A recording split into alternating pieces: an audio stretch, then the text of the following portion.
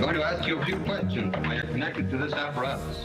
Most people don't understand how powerful a psychological wedge is in the interview process. It was a genuine attempt, a well-meaning attempt to try to solve crimes without using violence. The truth would come out through science. Americans want to believe that somehow there is this one truth, and we have the ability to reach in and use this technology and determine what it is. I am not and never have been. It's a device that transformed police work and became a widely used crime-fighting tool, but it's not without controversy. That's what's explained in a new PBS documentary, The Lie Detector. Northwestern University professor Ken Alder was interviewed for the film. He is the author of The Lie Detectors, the history of an American obsession. And Ken joins us live. Ken, thanks for being with us. Good morning.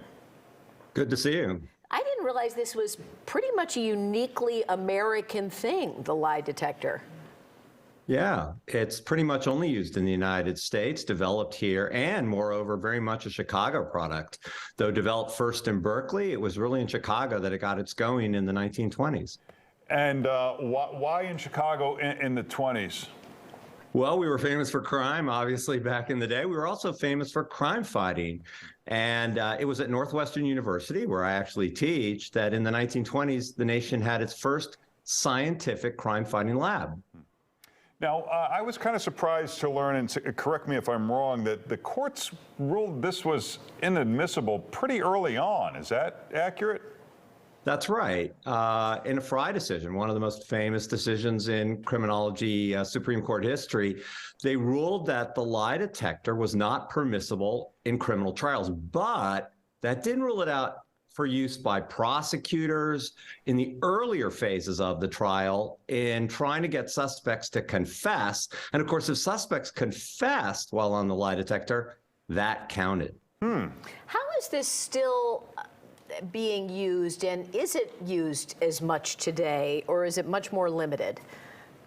Well, it's a mix. I mean, it is used less. I mean, some of your viewers may remember that back in the 20th century, lie detectors were used frequently in employment situations, and that has since been banned. But it continues to be used in pre-trial interrogations and investigations, and it's used on police officers and people in the military all the time. In fact, really, the lie detector gets its start in a way in being used on police. The theory of the lie detector, the reason it begins is because the police or police reformers are looking for a way to reduce police violence in interrogations and substitute the lie detector. And also, they then use the lie detector on police themselves to make the police more honest. But in a way, it becomes more of a persecution tool, it seems. For sure, because the logic of the lie detector in some ways is the same, the logic, right? That is to say, the goal of it is to extract a confession.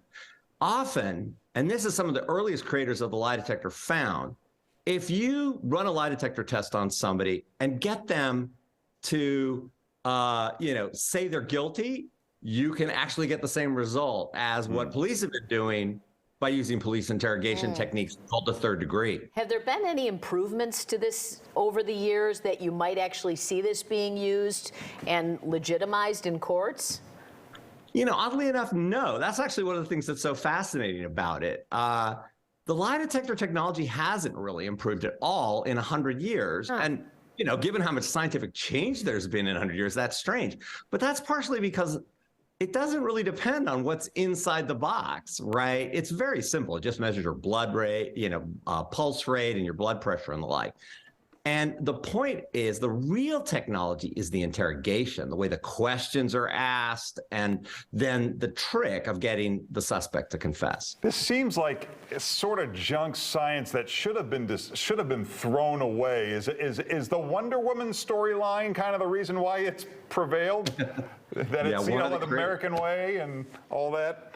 Yeah, one of the creators of the lie detector goes on to be the creator of the cartoon character Wonder Woman. That's William Moulton Marston. And, he has mixed success with the lie detector, but huge success with Wonder Woman, obviously. And he endows her with this truth lasso and uses the lie detector in a lot of the early plots. Interesting. Well, the film The Lie Detector premieres tomorrow on PBS. Check it out online and the Twitter feed for The American Experience. Ken's book is The Lie Detectors, The History of an American Obsession. Thanks, Ken. Thanks, Ken. A pleasure.